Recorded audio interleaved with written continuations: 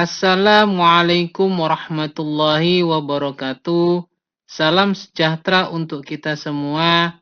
Semoga Tuhan Yang Maha Esa selalu melindungi kita dan menganugerahkan kesehatan kepada kita semua, serta semangat untuk terus belajar. Pada pertemuan kali ini, dalam mata kuliah pemeriksaan akuntansi, pokok bahasan kita adalah berkenaan dengan pemeriksaan piutang.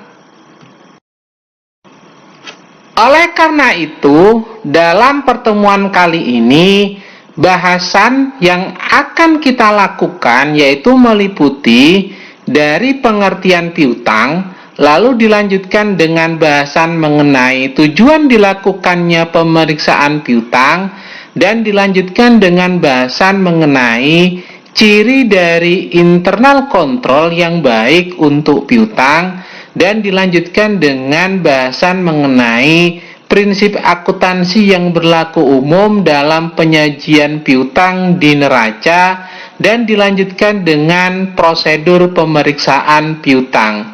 Kemudian diakhiri dengan bahasan mengenai pengujian ketaatan terhadap piutang. Sebagaimana kita ketahui bahwa pemeriksaan piutang ini merupakan proses verifikasi dan pengujian atas piutang yang dalam hal ini dimiliki oleh suatu perusahaan, dan dalam hal ini bertujuan untuk memastikan terkait dengan keabsahan, keotentikan, kemungkinan tertagihnya piutang tersebut, dan penyajiannya dalam laporan keuangan. Piutang merupakan transaksi yang muncul dari adanya penjualan kredit. Piutang ini terbagi menjadi dua, yaitu piutang usaha dan piutang lain-lain, di mana piutang usaha itu berasal dari penjualan barang dagangan atau jasa secara kredit. Banyak istilah yang dipergunakan dalam piutang usaha ini adalah kalau kita merupakan perusahaan dagang, istilah yang dipergunakan piutang dagang. Tapi kalau perusahaan tersebut adalah perusahaan jasa, yang familiar dipergunakan itu istilahnya adalah piutang usaha. Sedangkan piutang lain-lain itu biasanya timbul dari transaksi di luar kegiatan usaha normal perusahaan, tapi merupakan bentuk tagihan kepada pihak lain yang menjadi hak bagi perusahaan untuk mendapatkannya pada periode tertentu. Ini ada beberapa perkiraan yang digolongkan sebagai piutang, yaitu piutang usaha, wesel tagih, piutang pegawai, piutang bunga, uang muka, uang jaminan, piutang lain-lain, dan penyisian piutang tak tertagih yang menjadi bagian dari piutang pada suatu perusahaan. Ada beberapa tujuan yang menjadi dasar dari dilakukannya pemeriksaan piutang ini, yaitu yang pertama adalah untuk mengetahui apakah terdapat pengendalian internal atau internal kontrol yang baik atas piutang dan transaksi penjualan piutang dan penerimaan kas dalam hal ini. Yang kedua adalah untuk memeriksa validitas atau keabsahan dan keautentikan dari pada piutang. Validitas ini yang dimaksudkan adalah apakah piutang itu sah, masih berlaku, dalam arti diakui oleh yang mempunyai piutang tersebut. Sedangkan authenticity yang berkaitan dengan keotentikan itu dimaksudkan apakah piutang itu didukung oleh bukti-bukti yang otentik seperti sales order, delivery order yang sudah ditandatangani pelanggan sebagai bukti bahwa pelanggan telah menerima barang yang dipesan dan faktur penjualannya, sehingga piutang tersebut itu dapat ditagihkan kepada customer.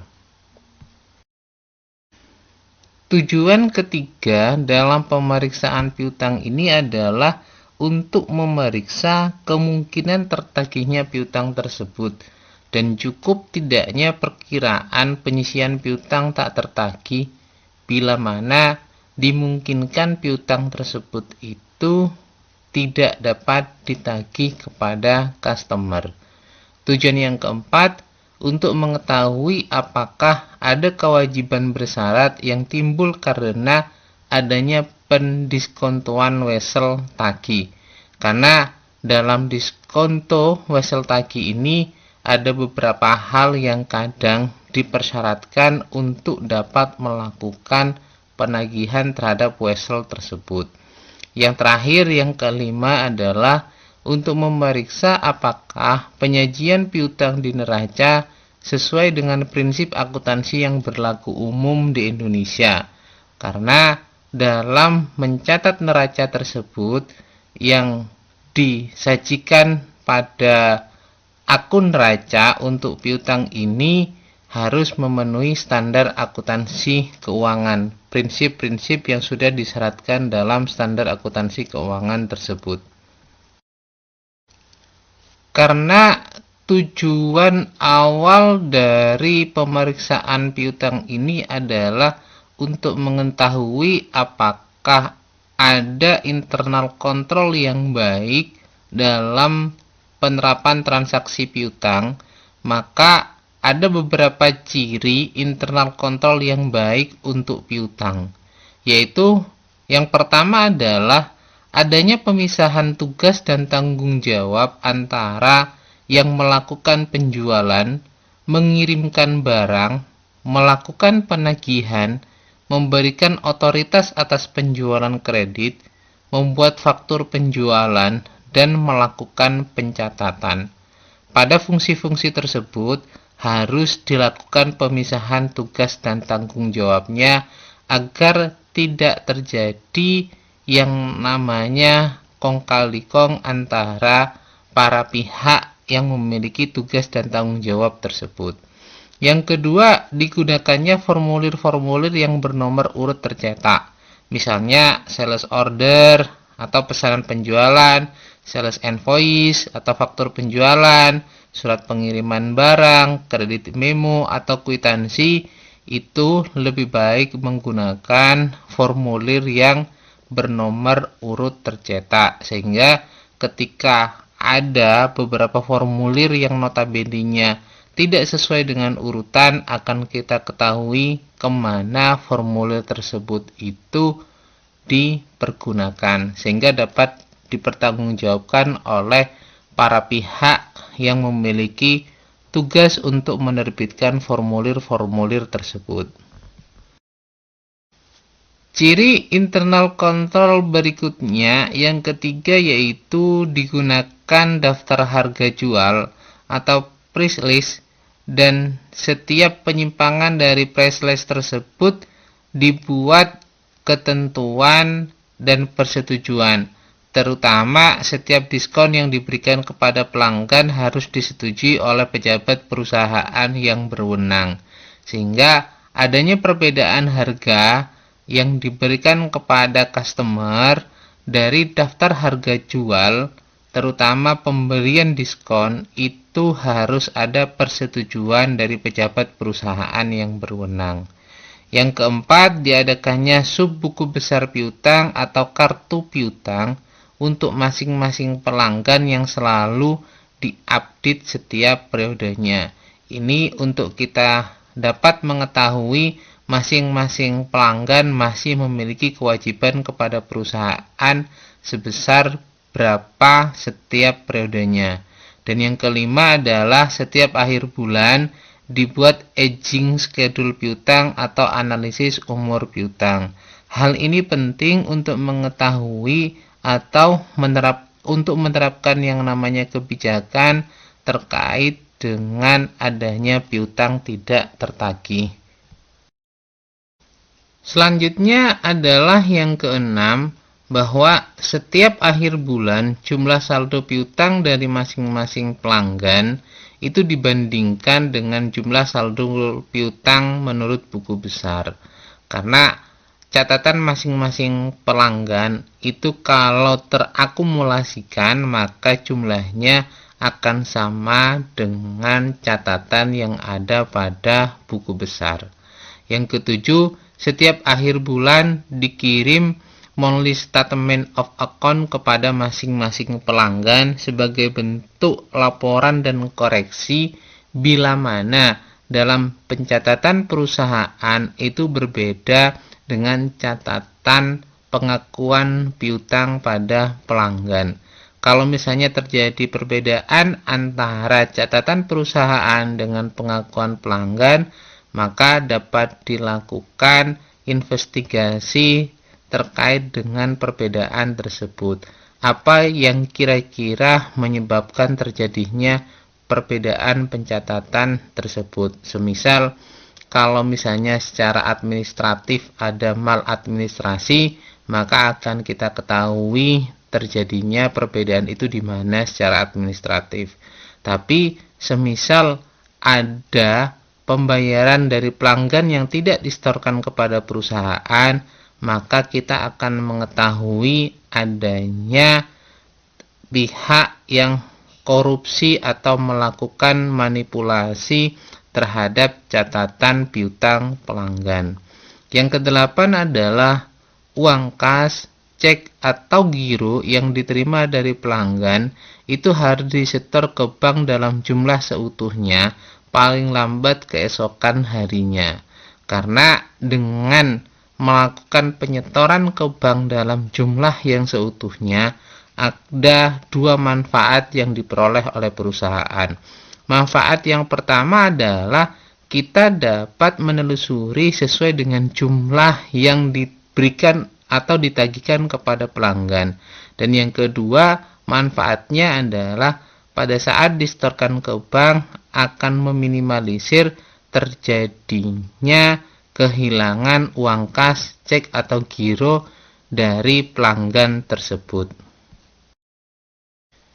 Ciri internal control yang ke-9 yaitu bila mana terjadi mutasi kredit dalam perkiraan piutang yang disebabkan oleh retur penjualan atau penghapusan piutang, maka atas transaksi tersebut itu harus diotorisasi oleh pejabat perusahaan yang berwenang agar retur penjualan dan penghapusan piutang itu benar-benar dapat dipertanggungjawabkan. Yang terakhir, yang ke-10 adalah setiap pinjaman yang diberikan kepada pegawai, direksi, pemegang saham, dan perusahaan afiliasi itu harus diotorisasi oleh pejabat perusahaan yang berwenang, didukung oleh bukti-bukti yang lengkap dan dijelaskan apakah dikenakan bunga atau tidak. Dalam hal ini adalah piutang karyawan, baik kepada pegawai atau karyawan pada level tertentu, direksi, pemegang saham, dan tentunya kepada perusahaan afiliasi, maka dapat dibuatkan yang namanya piutang atau dikeluarkan dana untuk kepentingan tersebut, tapi harus diotorisasi oleh pejabat perusahaan yang berwenang serta didukung oleh bukti-bukti lengkap dan jelas sehingga dapat dipertanggungjawabkan dan ada catatan apakah pinjaman tersebut itu dikenakan bunga atau tidak. Dalam penyajian piutang di neraca, ada prinsip akuntansi yang berlaku umum yang wajib diterapkan oleh perusahaan. Yang pertama adalah piutang usaha, wesel tagih, dan piutang lain-lain itu harus disajikan secara terpisah dengan identifikasi yang jelas. Yang kedua, piutang dinyatakan sebesar jumlah kotor tagihan dikurangi dengan taksiran jumlah yang tidak dapat ditagih, atau dalam hal ini adalah piutang tak tertagih. Jumlah kotor piutang harus tetap disajikan pada neraca diikuti dengan penyisihan untuk piutang yang diragukan atau taksiran jumlah yang tidak dapat ditagihkan. Bila mana perusahaan menerapkan kebijakan penyisihan piutang tak tertagih, maka dalam pencatatannya di neraca itu harus memunculkan piutang itu tersendiri dalam jumlah kotornya dan ada akun piutang, penyisihan piutang tidak tertagih. Yang ketiga, saldo kredit piutang individual jika jumlahnya material harus disajikan dalam kelompok kewajiban. Ini berkaitan dengan adanya saldo piutang yang pada prinsipnya harus ada pada saldo debit, tapi ketika terjadi yang namanya saldo kredit piutang, maka harus dimunculkan dalam kelompok kewajiban. Yang keempat, jumlah piutang yang dijaminkan harus diungkapkan dalam catatan atas laporan keuangan. Bila mana ada jumlah piutang yang dijaminkan kepada pihak yang lain, maka harus disampaikan dalam catatan atas laporan keuangan. Prinsip akuntansi yang kelima yaitu kewajiban bersyarat dalam hubungannya dengan penjualan piutang yang disertai perjanjian untuk dibeli kembali kepada suatu lembaga keuangan harus dijelaskan secukupnya. Karena piutang ini pada prinsipnya dapat dipindah tangankan kepada pihak yang lain dan dapat disertai perjanjian untuk dibeli kembali. Biasanya kebijakan ini dijalankan dengan mempertimbangkan kondisi likuiditas keuangan perusahaan. Yang keenam, dalam prinsip akuntansi yang berlaku umum dalam penyajian piutang di neraca, maka piutang pegawai, piutang direksi, piutang pemegang saham, piutang perusahaan afiliasi harus dilaporkan tersendiri dan dijelaskan apakah dikenakan bunga atau tidak. Maksudnya di sini adalah penyajiannya dilakukan secara terpisah berkenaan dengan piutang-piutang tersebut. Dan tentunya juga harus diberikan penjelasan apakah dikenakan bunga atau tidak atas adanya transaksi piutang tersebut. Berikut ini adalah prosedur dalam pemeriksaan piutang. Langkah pertama yang harus dilakukan oleh seorang auditor itu adalah mempelajari dan mengevaluasi internal kontrol terkait dengan piutang dari transaksi penjualan serta piutang yang berkaitan dengan penerimaan kas. Karena korelasi dari piutang ini berhubungan dengan transaksi penjualan dan juga akan berdampak terhadap penerimaan kas. Langkah yang kedua, membuat yang namanya top schedule dan support schedule piutang per tanggal neraca. Yang ketiga, minta dibuatkan yang namanya aging schedule dan piutang usaha per tanggal neraca yang antara lain menunjukkan nama pelanggan, saldo piutang, umur piutang, dan kalau bisa penagihan setelah tanggal neraca. Selain itu, perlu juga diminta rincian piutang pegawai, wesel tagih, uang muka, dan lainnya per tanggal neraca. Prosedur yang keempat yang dapat dilakukan oleh auditor yaitu melakukan pemeriksaan secara matematikal akurasi dan cek individual balance-nya ke subledger, lalu totalnya ke general ledger. Ini dilakukan perhitungan agar dapat diketahui apakah perhitungan yang dilakukan oleh perusahaan itu benar adanya atau ada kekeliruan. Langkah yang kelima dalam prosedur pemeriksaan piutang yaitu melakukan tes cek umur piutang dari beberapa customer ke subledger piutang dan sales invoice. Ini perlu dilakukan untuk mengetahui apakah perhitungan umur piutang pada masing-masing customer itu sudah tercatat dalam subledger piutang dan didasarkan pada sales invoice yang ada. Prosedur yang selanjutnya yang keenam yaitu kirimkan konfirmasi piutang.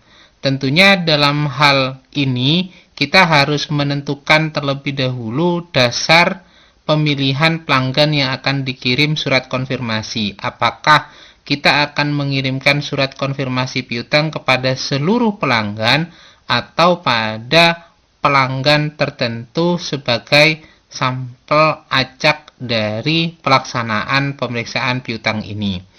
Tentukan apakah akan digunakan konfirmasi positif atau konfirmasi negatif.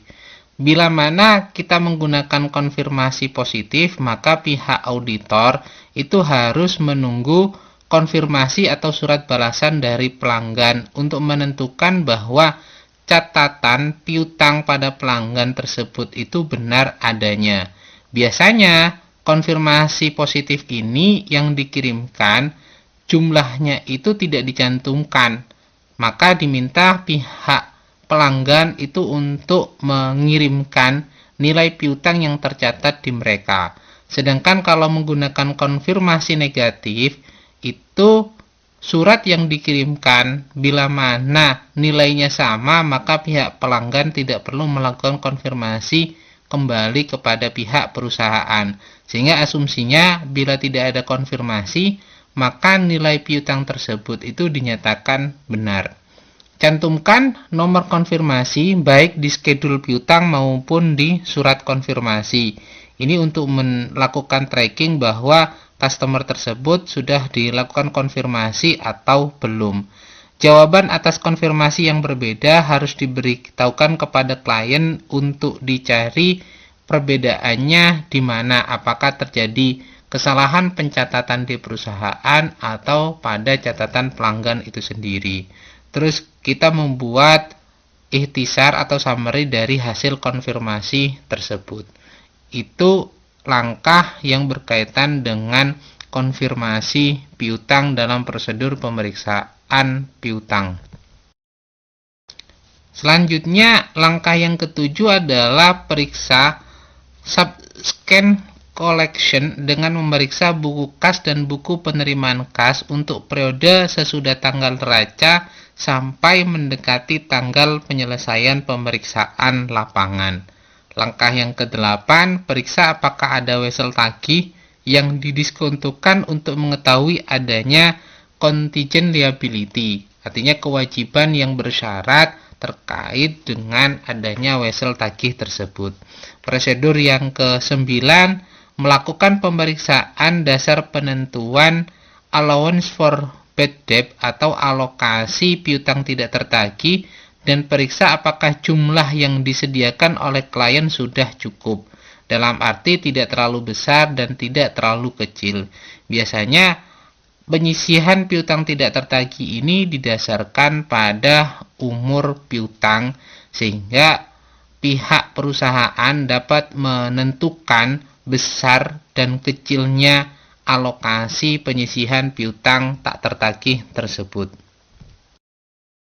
Langkah berikutnya dalam prosedur pemeriksaan piutang yang ke-10 adalah melakukan tes sales cut-off dengan jalan memeriksa sales invoice, credit note, dan lain-lainnya lebih kurang 2 minggu sebelum dan sesudah tanggal neraca.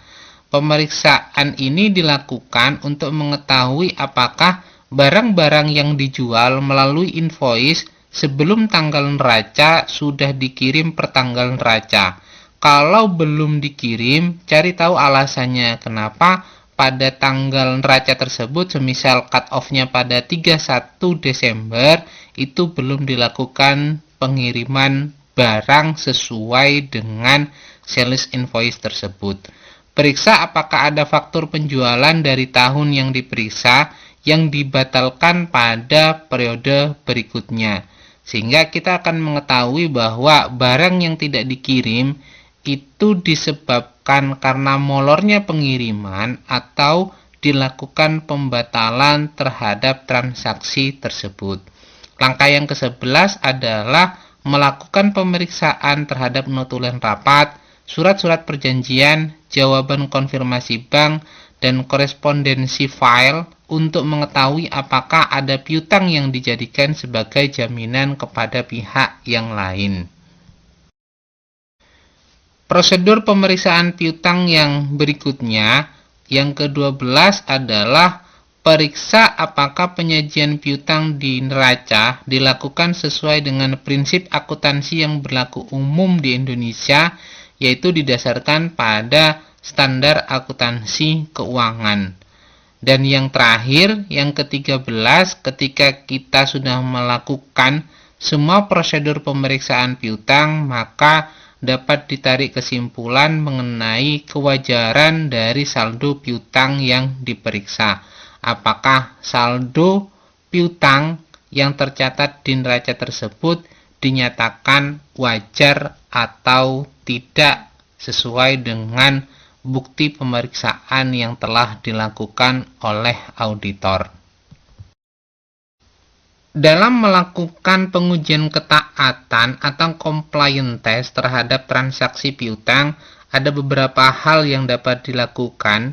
Yang pertama adalah lakukan pengamatan terhadap pemisahan fungsi penerimaan order dari pembeli, pengiriman barang, pembuatan faktur, pencatatan piutang, dan penagihan piutang. Apakah dalam fungsi-fungsi tersebut itu dilakukan pemisahan atau tidak? Yang berikutnya adalah kita melakukan pengambilan sampel surat jalan untuk dilakukan pemeriksaan apakah surat jalan tersebut itu bernomor urut tercetak atau tidak.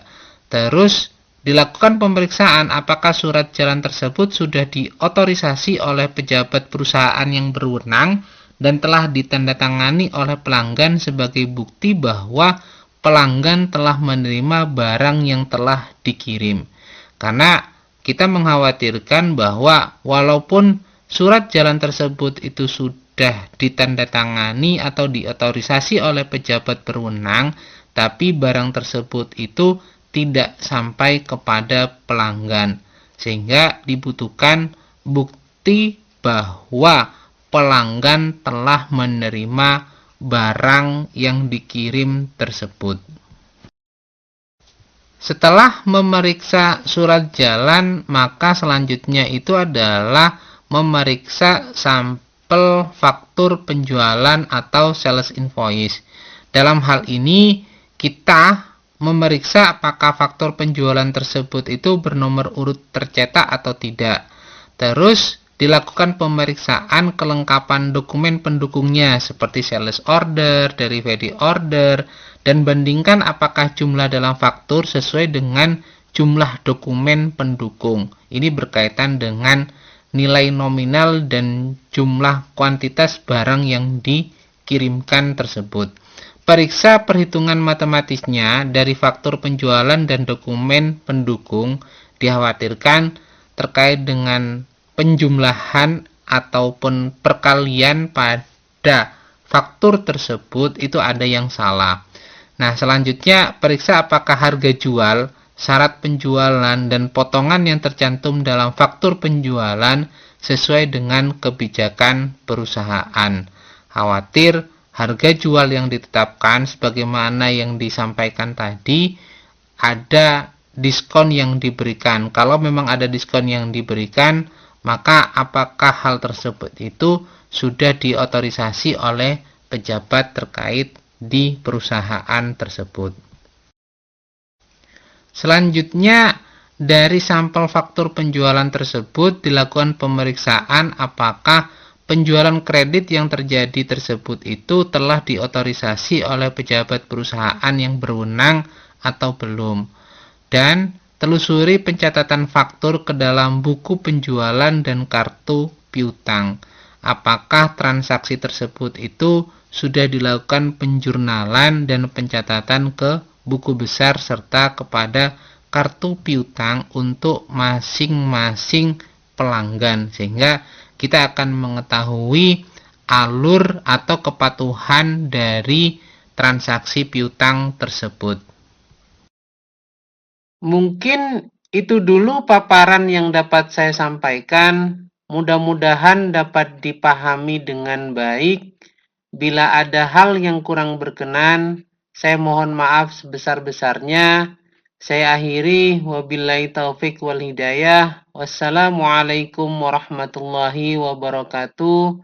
Jangan lupa untuk selalu menjalankan pola hidup sehat dan bersih. Semoga Tuhan Yang Maha Esa selalu menganugerahkan kesehatan kepada kita semua. Amin. Terima kasih.